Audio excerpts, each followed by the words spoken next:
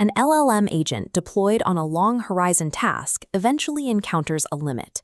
Without external memory, the agent operates as a stateless, reactive system.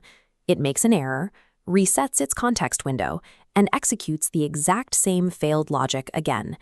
This failure is driven by three intrinsic limitations: the model's fixed knowledge cutoff, tool incompetence that it cannot learn to circumvent in real time, and performance saturation during long horizon tasks. To address this, the agent needs to accumulate experiential knowledge. In this architecture, self-improvement refers to the accumulation of this external experience, rather than running expensive parametric weight updates on the model itself.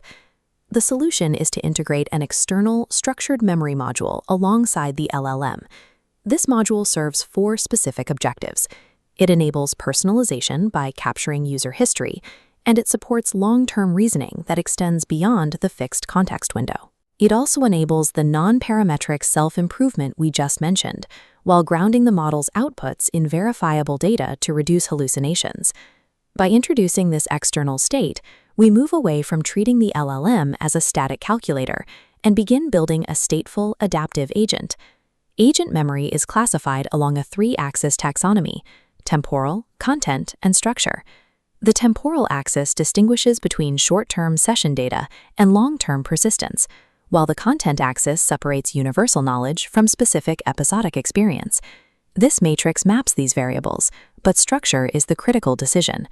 The standard approach uses flat key value stores for history. However, in multi-turn reasoning, retrieval is keyword-bound. It pulls text strings but cannot see the relationships between them. A flat database cannot calculate what is related within a specific number of hops. Without relational awareness, multi-step reasoning fails. To fix this, we migrate to graph-based memory, where entities are nodes and dependencies are amber edges. Selecting graph for the structural axis provides the system with mathematical topology. This makes relation-aware retrieval possible, allowing the agent to traverse connected logic instead of just scanning for keywords. This graph-based memory functions as a four-phase pipeline: extract, store, retrieve, and evolve. This is essentially a CRUD pipeline: create, read, update, delete, operating over a graph structure. Phase 1 is extraction, the create function. Unstructured data is parsed into triples, a node connected to another node by a specific relation. This process converts raw dialogues and historical trajectories into entity and relation triples. This is the silent bottleneck of the system. If the extraction logic generates inaccurate triples, the downstream graph encodes the wrong relationships entirely. Phase 2 is storage, which serves as the index. The triples are organized into a larger, hierarchical network. The organization of this storage determines both the latency and the quality of the agent's future access. Phase 3 is retrieval, the read function. Given a query, a node activates and a pulse travels outward along the edges to highlight a localized subgraph. This is a hop-bounded traversal. The system fetches only the neighboring nodes strictly relevant to the current task, rather than scanning the entire database. While these three phases successfully organize data, they only create a static accumulator. The agent cannot yet learn from its own operations.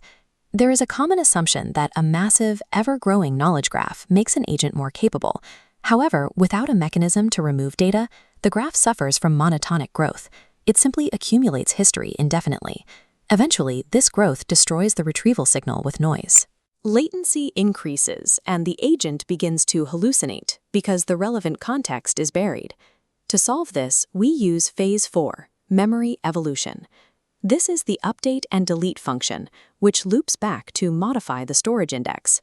Evolution begins with consolidation, where the system merges duplicate edges and nodes to keep the storage compact.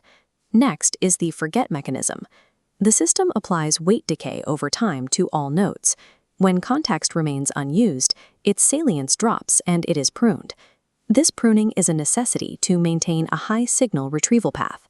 Finally, the system reinforces, boosting the weight of nodes that successfully aided reasoning, ensuring they survive future decay. This feedback loop ensures that the next retrieval request interacts with a graph shaped by past use, not just past data entry. A graph without evolution is merely a static store. True learning is found in the decay and reinforcement algorithms, not just the edges. Implementing this architecture in production reveals several practical limitations. The four-phase life cycle is a descriptive framework. It is not a theorem that guarantees a specific outcome. The primary engineering challenge is setting the correct empirical decay threshold. There is a trade-off. An aggressive forgetting rule might delete crucial long-term context, while a lax rule fails to filter the noise. As of early 2026, there is no unified benchmark that controls for the agent, the task, and the LLM to test these thresholds perfectly. The architectural framework is sound, but the exact tuning of the evolution rules remains an empirical challenge for the engineer. Linear key-value stores cannot model the relational dependencies required for long-horizon tasks. The solution is to treat agent memory as a graph, managed through a life cycle of extraction, storage, retrieval, and evolution. This architecture forces the external store to reshape itself around data that proved useful, rather than functioning as a passive data log. To build an agent capable of true long-term reasoning, you must store the relations and program the system to learn what to forget.